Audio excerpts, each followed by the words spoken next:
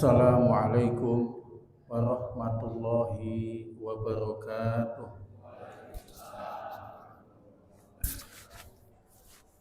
Alhamdulillah, alhamdulillahilladzi arsala rasulahu bil huda wa dinil haq liyudhhirahu 'ala dini kulli wa kafa billahi syahida. Assalatu wassalamu ala nabiyil mustafa Muhammadin sallallahu alaihi wasallam wa ala alihi wa ashabihi ajmain. Asyhadu an la ilaha illallah wahdahu la syarikalah wa asyhadu anna Muhammadan abduhu wa rasuluh la nabiyya wa rasula ba'dah. A'udzu billahi minasy syaithanir rajim. Bismillahirrahmanirrahim.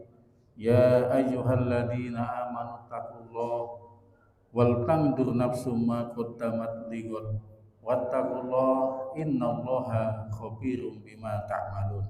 Amma ba'd. Jamaah kaum muslimin, bapak-bapak, ibu-ibu rahimakumullah. Alhamdulillah kita pagi ini dalam keadaan sehat, dalam keadaan masih diberikan Allah kesempatan.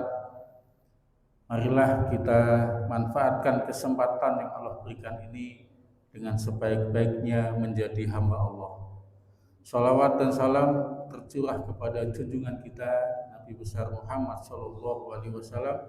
Allahumma sholli ala Muhammad wa ala alihi washabbihi wasallim. Bapak Ibu saudara sekalian rahimakumullah. Alhamdulillah pagi ini, hari ini kita masuk puasa yang keberapa Pak?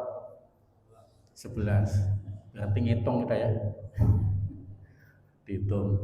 Berarti masih 20 hari lagi atau kurang ya. Nah, dihitung. Tapi kalau kita tidak ngitung, tahu-tahu sudah 10 ya. Kalau dihitung kadang kayak lama Pak ya. Alhamdulillah. Dan alhamdulillah pagi ini karena habis sahur ya, masih segar-segar semua. Ngopinya sudah ya, rokoknya sudah juga ya, alhamdulillah. Ditahan dulu ya. Dan ternyata Bapak sekalian, pada sahur yang terbaik adalah ya sholat, ibadah. Kesehatan atau medis tidak merekomendasikan habis sahur tidur ya. Dan memang tidak baik kalau kita habis sahur tidur, kecenderungannya subuhnya lewat. Maka alhamdulillah Bapak Ibu sekalian yang punya kebiasaan habis sahur langsung ke masjid, itu bagus ya. Dan jangan dibiasakan tidur pagi. Pagi itu juga tidak baik untuk tidur. Maka lebih baiknya kita adalah ada aktivitas ya, ada aktivitas. Ya. Waktu-waktu yang sangat baik di pagi hari untuk beraktivitas. Bapak Ibu saudara sekalian dirahmati Allah. Pagi ini kita sedikit membahas tentang momentum Ramadan. Yang dimana Ramadan ini kesempatan yang amat mahal, karena di waktu inilah, di Ramadan inilah dilipat gandakan berbagai macam pahala. Tapi yang terpenting yang harus kita pahami, bahwasanya Ramadan ini adalah momentum kita untuk memperbaiki diri. Maka kita jangan lupa ketika Ramadan yang ini dicontohkan oleh Rasulullah, disunnahkan adalah memperbanyak kalimat mohon ampun kepada Allah. Maka ada doa yang sering dipanjatkan, yang kita panjatkan pada sholat tadi, itu adalah doa Rasulullah selama bulan Ramadan. Nas'aluka ridhoka wal jannah. Sebelumnya adalah nastaghfirullah, mohon ampun kepada Allah. Ya, artinya bertaubat, ya. Karena kita sadar bahwasanya selama ini ya, banyak dosa, salah ataupun maksiat yang kita kerjakan. Maka Ramadan adalah momentum kita untuk memperbaiki, mengupgrade, meningkatkan kualitas kita, bertaubat. Ya. Jadi taubat itu Pak, Bu sekalian, pemahamannya jangan pelaku maksiat besar, ya, maksiat atau dosa besar. Karena dalam Al-Quran perintah taubat itu ditujukan kepada orang-orang beriman. Ya ayyuhalladzina amanu tubu taubatan nasuha. Wahai orang yang beriman, bertaubatlah kamu dengan taubat yang tulus, yang sungguh-sungguh. Jadi selama kita masih ada iman, ya mari kita bertaubat. Bukan nunggu nanti, bukan nunggu kalau sudah kepentok baru taubat, tidak. Tapi taubat itu adalah aktivitas harian orang beriman. Makanya ba'da sholat 5 waktu, selesai salam, astagfirullahaladzim. Apalagi di bulan Ramadan, ya Allah, ingat dosa-dosa di masa lalu. Ingat maksiat yang kita kerjakan di masa lalu. Ini adalah kesempatan yang amat mahal. Karena tidak tahu Bapak sekalian, tahun depan apakah kita masih jumpa dengan Ramadan lagi atau tidak. Ya. Jangan-jangan hari ini atau Ramadan kali ini adalah Ramadan terakhir kita. Maka kesempatan untuk kita bertaubat. Nah, taubat sendiri secara bahasa artinya adalah kembali, ya, kembali kepada jalan yang benar. Sebagaimana doa kita atau bacaan sholat kita, ihdinas siratal mustaqim. Tunjukilah aku kepada jalan yang benar. Maka sebagai orang beriman yang punya iman, selalu kita merasa ada saja dosa-dosa kita. Ada ungkapan seorang ulama yang mengatakan bahwasanya dosaku tiap hari selalu ada, mulai pagi hingga sore kembali.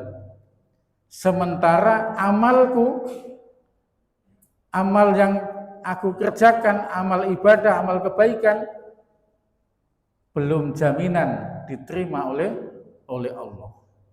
Inilah yang menjadi keresahan kita.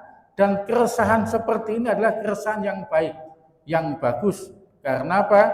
Karena akan menjadikan kita untuk lebih hati-hati. Jadi taubat ini Bapak Ibu sekalian harus diupayakan. Ya Allah, siapa sih manusia yang tidak punya dosa? Kullu ibnu Adam khotoun wa khairu khotoin at-tawabin. Setiap anak Adam itu ada dosa, dan sebaik-baik orang yang punya dosa adalah at-tawabin, orang-orang yang bertaubat. Ya. Walaupun dosa besar, selama taubatnya sungguh-sungguh, insya Allah, ya, insya Allah, Allah akan terima itu. Innallaha ghafurur rahim. Allah itu Maha Pengampun, lagi Maha Penyayang. Ya. Nah, Bapak Ibu sekalian dirahmati Allah, dalam kitab Riyadhus Shalihin ada beberapa persyaratan kita dalam bertaubat supaya taubat kita ini sempurna. Ya. Yang pertama adalah berhenti dari dosa yang selama ini atau yang pernah kita kerjakan. Ini yang pertama, stop dulu. Ya. Dia bilang sudah tobat, tapi masih dikerjakan. Itu namanya belum tobat. Berhenti dulu. Ya. Apa saja yang sifatnya dosa? Ya, misalnya dosa ghibah. Mohon maaf ini ibu-ibu yang punya kebiasaan ghibah, gosip, ya. Berhenti dulu, stop dulu. Ya, kalau ada teman yang ngajak, maaf. Ya. Lagi puasa. Nanti sore aja habis buka puasa. Oh, sama saja, ya. Sama saja. Harus ada yang mengingatkan, stop dulu. Ya. Kita harus berusaha untuk menahan. Nah, inilah hebatnya Ramadan ini. Yang biasanya boleh, Pak, makan minum boleh. Pas Ramadan Allah perintahkan berhenti, berhenti. Ya, berhenti kita. Mampu kita menahan. Seperti inilah seharusnya bertaubat. Ketika jelas itu sesuatu yang haram, ya berhenti dulu. Tapi memang Pak, kenyataannya di lapangan yang enak-enak itu diharamkan. Yang enak-enak ya. Memang begitu. Enak itu menurut siapa? Menurut syaiton. Ya. Padahal tidak enak juga. Enak itu kenapa? Kita dihiasi dengan bisikan-bisikan syaiton. Kata siapa, Pak? Minum minuman keras itu enak. Mungkin dia enak ya pas minum itu. Nanti habis itu dia nyungsep ke parit, ya, mandi air parit, ya, tidak enak, ya. Nah, maka kita jangan dibuai oleh bisikan-bisikan setan yang senantiasa membisikkan yuwas wisufi sutu rinas. Nah, maka berhenti dulu, stop dulu, ya. Dosa apa saja? Inilah pentingnya kita hidup berjamaah. Supaya apa? Ketika kita berbuat dosa ada yang mengingatkan. Stop dulu. Ya, diingatkan. Jadi sebetulnya Islam ini luar biasa. Kalau kita cermati Bapak Ibu sekalian, orang yang hidup dalam sistem jamaah selamat seperti Rasulullah dan para sahabat itu selamat. Islam tidak mengajarkan individualis, nafsi-nafsi. Ngapain kamu ngurusi sholat saya? Ngapain kamu ngurusi hidup saya? Padahal Islam itu mengajarkan hidup yang benar, hidup yang selamat. Kalau ada saudara kita yang negur, seharusnya kita alhamdulillah. Ibu ditegur oleh suami, alhamdulillah. Betul, Bu? Bapak ditegur oleh istri juga alhamdulillah. Supaya apa? Kita berhenti dari perbuatan yang salah. Kalau ada teman kita, kok kita berbuat salah dibiarkan, itu bukan teman yang baik. Ya. Teman sejati itu bukan yang selalu membenarkan kita. Tapi teman sejati adalah teman yang selalu membawa kita kepada jalan yang benar. Ya, itu kata-kata bijak. Yang pertama, berhenti. Ya. Walaupun ini butuh perjuangan, ya, butuh perjuangan, ya, butuh upaya yang sungguh-sungguh. Orang yang biasa dengan kemaksiatannya, Pak, berhenti itu bukan hal yang mudah, ya, butuh upaya. Ya. Makanya ada kisah, ada pada masa Rasulullah, dia menyatakan taubat dari perbuatan zina, dari minum-minuman khamr. Kemudian Nabi berpesan, bagus, baik, permintaan Rasulullah hanya satu, kamu harus jujur. Ya. Itu saja permintaannya, nah, jujur. Ketika dia mau berbuat maksiat, ingat kata Nabi. Ya, ingat kata Nabi. Nanti kalau ketemu ditanya gimana ya? Kalau jujur berarti ya salah karena kemarin sudah bilang taubat. Kalau bohong sebenarnya pesannya adalah jujur. Akhirnya apa? Memang berubah, ya, berubah. Jadi banyak statement Rasulullah yang membuat orang-orang itu memang menyadari kesalahannya. Ya. Ada seorang pelaku zina dinasihati dengan nasihat bagaimana seandainya yang dizina itu adalah ibu kandungmu, saudara perempuanmu. Saya nggak terima ya Rasulullah, seperti itulah. Nah, orang kemudian sadar. Banyak cara untuk kita menemukan kesadaran. Nah, Kemudian yang kedua, Bapak sekalian, di antara syarat-syarat bertaubat adalah menyesali perbuatan dosa itu. Ya, menyesal, Pak. Ya. Jadi kita kalau ditanya kenapa Bapak ninggalin maksiat itu, ya, maka dia akan mengatakan, akan mengungkapkan isi hatinya penyesalan yang mendalam. Ya. Bukan malah sebaliknya, tidak dianjurkan kita membanggakan perbuatan dosa kita di masa lalu. Ya. Dia cerita, oh ini dulu masih masa jahiliyah, tempat maksiat di Palembang ini sudah pernah aku masukin semua. Oh, hebat dia, ya. Tidak ada gunanya. Justru kita harus merasa, ya Allah, separuh hidupku, ya, perbuatan yang menyimpang, yang salah. Sebagaimana Umar radhiyallahu an, dikisahkan Umar banyak menangis ketika selesai sholat. Salah satu yang menyebabkan dia menangis adalah ingat masa lalunya ketika masa jahiliyah. Ya. Penyesalan ini ada, atau dalam bahasa Arabnya namanya an-nadam, an-nadimin, orang-orang yang menyesal. Ya Allah, kenapa kok begitu dulu? Ada ungkapan-ungkapan itu ada, menyesali, ya, menyesali. Masya Allah, Bapak sekalian, kalau kita tumbuh seperti itu, Masya Allah, ini adalah wujud iman, hidayah Allah. Sampai sholat kita, doa kita menangis. Oh, ini hebat lagi, Pak. Pernah nggak Bapak Ibu sekalian sholat atau berdoa sampai menangis, meneteskan air mata? Oh, pernah ya Bu ya?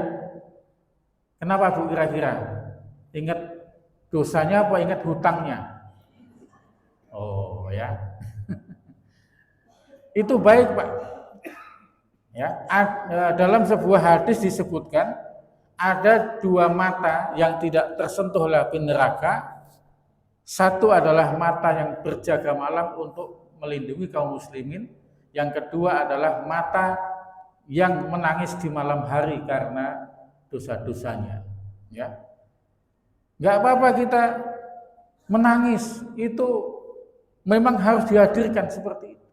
Ya. Sujud kita sampai Masya Allah, ya, nggak berhenti. Karena ini penyesalan yang mendalam, penyesalan yang memang sungguh-sungguh. Ya, karena dulu mungkin salah pergaulan, karena dulu mungkin lingkungan yang seperti itu. Karena kita ini Bapak Ibu sekalian tidak ada jaminan, ya, tidak ada jaminan, namanya manusia. Allah katakan fa'alhamaha fujuraha wa taqwaha. Manusia itu Allah berikan potensi untuk bertakwa, juga potensi untuk durhaka, fujur. Ada dua, ada dalam diri kita. Bisa kita seperti malaikat, bisa juga seperti setan. Bahkan lebih dari setan. Ada manusia yang seperti itu. Ya. Jahatnya itu melebihi iblis. Maka ada yang bilang katanya hari ini saking banyaknya maksiat, iblis minta pensiun, setan minta pensiun. Kenapa? Manusia nggak usah digoda lagi, sudah berbuat maksiat katanya. Nggak usah dibisikin lagi, karena dorongannya sangat kuat. Ya. Nah ini penyesalan, ya, penyesalan ini sebagai bentuk pengakuan, ya, pengakuan. Nah, maka ini Bapak Ibu sekalian dirahmati Allah, hebatnya di zaman Rasulullah itu pelaku dosa, pelaku kriminal tidak ditangkap. Justru menyerahkan diri, lapor kepada Rasulullah, lapor kepada khalifah. Maka sempat ada waktu itu namanya penegak hukum memang nganggur, tidak ada kegiatan karena semuanya baik, tidak ada namanya penjahat, nggak ada, ya. Karena apa? Karena binaan Rasulullah dan para sahabatnya benar-benar kondusif, ya. Tidak ada pelaku kejahatan, yang ada Kemudian ya karena sistem sudah memang terbangun, orang yang salah itu mengakui, Pak. Ada kan pernah dengar Bapak Ibu sekalian sebuah kisah seorang perempuan menghadap kepada Rasulullah, "Ya Rasul, saya telah berzina. Tolong hukum saya." Minta dihukum, Pak. Kalau hari ini kan tidak, Pak. Sudah bersalah tapi ada pembelaan. Makanya kalau di pengadilan itu pengacara itu memohon supaya hukumannya seringan-ringannya. Jaksa menuntut seberat-beratnya. Hakim memutuskan. Nah, itu baru tahu saya. Karena pernah menjadi saksi ya, menjadi saksi. Jadi pengacara itu membela supaya hukumannya seringan-ringannya. Jaksa menuntut seberat-beratnya. Hakim memutuskan seperti apa hukumannya. Ya, dalam Islam sudah ada ketentuannya. Nah, perempuan ini mengadu kepada Rasulullah, "Ya Rasulullah, saya telah berzina, tolong hukum saya." Apa jawab Rasulullah? "Mana buktinya kamu berzina? Tunjukkan dulu buktinya." Baru ngadep lagi. Ini kesadaran iman ini, Pak, ya. Luar biasa. Kemudian diminta Rasulullah datang lagi kalau sudah ada bukti hamil. Setelah hamil datang lagi. "Ini ya Rasulullah buktinya, saya sudah hamil." Ya, sudah hamil ini 3 bulan. Oh. Apa langsung dihukum? Tidak. Tunggu nanti kalau sudah melahirkan. Datang lagi, "Ya Rasulullah sudah melahirkan ini." Tunggu kamu selesai menyusui. Ya. Selesai menyusui datang lagi. "Ya Rasulullah, saya sudah siap." Ya. Kemudian dilakukanlah hukum cambuk ya. Sampai dikisahkan karena ada dirajam ya, ada darahnya muncrat, nyiprat, itu kena. Umar bin Khattab sempat ngomel, bahasanya, ini darah pelacur." Rasulullah mengatakan, "Wahai Umar, tidak demikian, dia telah bertaubat." Artinya dosanya sudah diampuni ya, dan insya Allah calon ahli surga. Jadi benar-benar kesadaran itu tumbuh ya. Penyesalan itu ada ya. Penyesalan itu ada, sehingga ini menjadi penyempurna taubat kita. Kemudian yang ketiga, setelah berhenti menyesali, yang ketiga mengisi dengan amal-amal kebaikan. Ya, semakin baik ibadahnya, sosialnya, ya, kemudian kepeduliannya kepada saudaranya, ibadah-ibadah Allah perintahkan diganti, Pak, kebiasaannya. Maka bedanya Umar bin Khattab setelah dan sebelum Islam Umar sangat memusuhi Rasulullah. Ya, bahkan ingin membunuh. Tapi setelah Umar masuk Islam, berbalik membela Rasulullah habis-habisan. Nah, begitulah gambarannya orang bertaubat. Ya. Kalau orang sudah bertaubat itu yang kemarin kebiasaannya seperti ini, yang tidak baik, ketika sudah bertaubat berubah. Bahkan sampai tingkat mungkin ya cara berpakaian. Nah, ya, cara berpakaian biasanya pakai celana jin, dengkulnya sobek-sobek, ya kan? Ya. Kemudian kaosnya, kemudian menunjukkan otot-ototnya, berubah penampilannya. Ya, berubah penampilannya. Ya. Ada cara orang supaya dia terjaga dari perbuatan maksiat. Dia berusaha menggunakan baju-baju ya identitas Islam, pakai baju putih, jubah, pakai sorban, kemana-mana. Ini luar biasa. Saya tanya, apa motivasinya? Jadi pakaiannya nggak pernah lepas, Pak. Kalau itu terus dipakai. Ya, beliau cerita, saya dulu ahli maksiat. Setelah bertaubat, saya berubah passionnya. Dengan pakaian seperti ini, saya terlindungi, terjaga dari perbuatan maksiat. Nggak mungkin kan pakaian gamis bersorban malam-malam ke diskotik. Mikirlah, ya kan?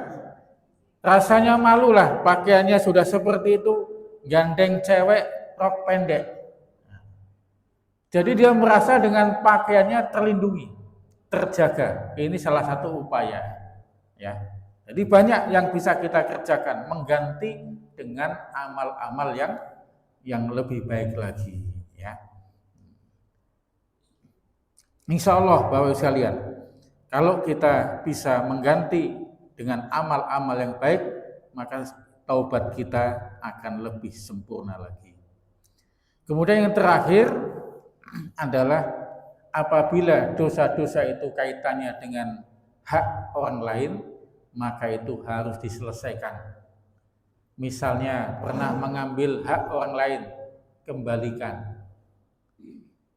Ya. Kembalikan. Tapi mau susah saat mengembalikannya, niatkan dulu mengembalikan. Ya. Niatkan dulu, selesaikan dulu. Ya.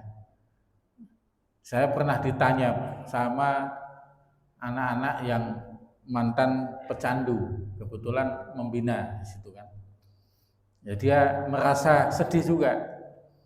Rupanya dulu pernah punya kebiasaan, kerjaannya dulu jambret. Jambret khusus spesialis kalung yang dipakai sama ibu-ibu. Jadi mangsanya itu adalah ibu-ibu. Saya tanya, sudah berapa korbanmu? Enggak tahu lagi Ustaz jumlahnya, saking banyaknya. Gimana tuh? Ya, yang penting kamu niatkan, ya. Bagaimana caranya? Kalau mau mengembalikan enggak tahu lagi orangnya siapa, di mana rumahnya, ya, dengan niat yang sungguh-sungguh, ya, mungkin hartanya kasihkan kepada Baitul Mal, kepada masjid, kepada tempat-tempat sosial. Kalau kita nggak tahu lagi yang telah dizolimi itu, ya, karena orang lewat kan mau mengembalikan kemana, yang pernah dijambretnya dulu. Tapi dia sudah menyesali itu dosa yang selama ini menghantui. Sehingga ini harus diselesaikan dulu. Maka kita berusaha untuk mencari melihat kembali. Mungkin ada dosa-dosa kita kepada saudara kita, kepada tetangga kita, kepada kawan-kawan kita selesaikan dulu, ya. Kita baikkan dulu, termasuk suami istri, ya, itu juga harus diselesaikan. Ya, dari hati ke hati, karena ini hubungannya dengan hak orang lain, ya, hak orang lain. Maka Bapak Ibu sekalian dirahmati Allah, jaminan orang-orang yang bertaubat ini Allah katakan dalam surat Maryam ayat 60 sampai 61, illa man taba wa amana wa amila sholiha faulaika yadkhulunal jannah wala yudlamuna syai'a. Kecuali orang yang bertaubat, beriman dan beramal soleh, maka mereka akan masuk surga dan tidak dianiaya, dirugikan sedikit pun. Dan surga, yaitu surga Aden yang telah dijanjikan oleh Allah yang Maha Pemurah kepada hamba-hambanya, sekalipun surga itu tidak tampak. Sesungguhnya janji Allah itu pasti ditepati. Jannati adnin lati wa'ada rahman ibadahu bil ghaib innahu kana wa'duhu ma'tiya. Inilah balasan orang-orang yang bertaubat. Mudah-mudahan di Ramadan ini marilah kita banyak-banyak Bapak sekalian memperbanyak taubat-taubat kita siang dan malam hari. Waktu-waktu yang sangat mustajabah. Ramadan adalah waktu mustajabah untuk berdoa. Maka utamakan khususnya doa permohonan ampun kepada Allah. Bertaubat dengan sebaik-baiknya. Kita sadar bahwasanya suatu saat nanti umur kita, kesempatan kita di muka bumi ini akan dicabut oleh Allah Subhanahu wa taala. Maka sebelum itu, mumpung masih ada kesempatan, Allah takdirkan hari ini masih ada waktu, maka kesempatan kita untuk taubat, untuk memohon ampun kembali kepada Allah sebelum batas taubat itu di stop. Kapan batas taubat itu, Pak? Ada 2 batas taubat itu. Dalam hadis disebutkan. Yang pertama, matahari terbit dari barat. Jadi kalau sudah terbit dari barat, itu sudah tidak diterima taubat. Ya, tandanya adalah kiamat. Ini masih di timur, Pak ya. Di timur sudah agak geser dikit-dikit, nanti akan ke barat nanti kalau kiamat ya. Yang kedua adalah nafas di kerongkongan ya. Kalau sudah di sini namanya nazak, seperti Fir'aun ketika tenggelam, maka taubatnya Fir'aun tidak diterima karena nafas di kerongkongan. Fir'aun mengatakan, Robbi Musa wa Harun, saya mengakui Tuhan akan Tuhannya Musa dan Tuhannya Harun, tapi taubatnya Fir'aun tidak diterima karena nafas sudah ada di kerongkongan. Ya, ini batasnya. Maka ini masih ada kesempatan, kita masih sehat, masih bisa beraktivitas. Ya, jangan sampai nanti pas kita sudah la yamutu wa la yahya, tidak hidup tidak mati, wah itu udah susah, Pak. Ya, dibilang Pak nyebut Pak sudah nggak bisa, matanya mejam, nyebut Pak nyebut, maksudnya la ilaha illallah, udah susah Pak, malah dia but gitu ya. Maksudnya nyebut la ilaha illallah, jangan sampai itu sudah ya la yamutu wa la yahya, terlambat gitu. Naudzubillah. Insyaallah Bapak sekalian, mudah-mudahan kita menjadi hamba-hamba Allah yang senantiasa istiqomah. Allahumma sholli ala Muhammad wa ala alihi wa sahbihi wa sallim. Alhamdulillahi rabbil alamin. Wassalatu wassalamu ala asrofil anbiya wal mursalin wa ala alihi wa sahbihi ajmain. Allahumma la sahla illa ma ja'altahu sahla wa anta taj'alul hazana idza syi'ta sahla. Allahumma alif baina qulubina wa aslih data bainina wa hdina subulas salam wa najjina minadh dhulumati ilan nur wa jannibnal fawahisha ma dhahara minha wa ma batan wa barik lana fi asma'ina wa absarina wa qulubina wa azwajina wa dzurriyyatina tub alaina innaka antat tawwabur rahim. Allahumma inni a'udzubika min ilmi la yanfa wa min qalbin la yakhsha wa min nafsin la tasfa wa min da'watin la yustajabu laha. Rabbana atina fid dunya hasanah wa fil akhirati hasanah wa qina adzabannar.